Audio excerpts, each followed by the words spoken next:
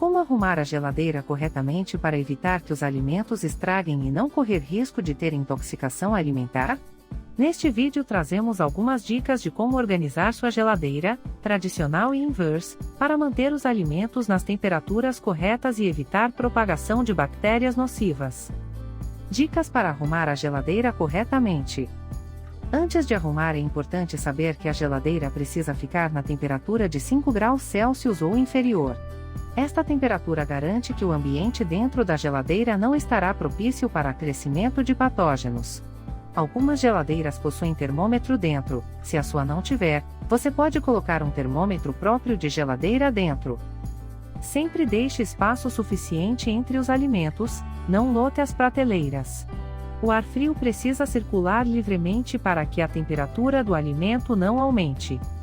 Nunca coloque pano nas prateleiras, isso prejudica o resfriamento da comida. Organização dos alimentos nas prateleiras e gaveta da geladeira tradicional, com congelador na parte superior. As geladeiras com congelador na parte superior possuem a área mais fria no alto. Ou seja, as prateleiras mais altas serão as que mais refrigeram. Por isso, o ideal é colocar os alimentos que estragam mais facilmente nas duas primeiras prateleiras, de cima para baixo. Alguns exemplos desses alimentos são sobras de comida pronta guardadas em potes, leites e seus derivados, salada pronta e outros. São alimentos que você não irá esquentar para comer ou que já estejam prontos e serão somente aquecidos. Na terceira prateleira, coloque suas frutas e outros alimentos que estejam descongelando. Também pode colocar carnes cruas que serão cozidas em temperaturas mais altas do que os alimentos prontos. É bom as frutas não ficarem muito perto das saídas de ar frio da geladeira, pois elas podem congelar, ficando desagradável para comer. Na gaveta inferior, que é chamada justamente de gaveta de legumes, você deve colocar as verduras e legumes. Eles devem ficar o mais longe possível do congelador, uma vez que o ar frio pode queimá-las e estragá-las. Deixe os legumes e verduras em sacolas plásticas separadas. Se der gotinhas de água, faça furinhos nos sacos com garfo.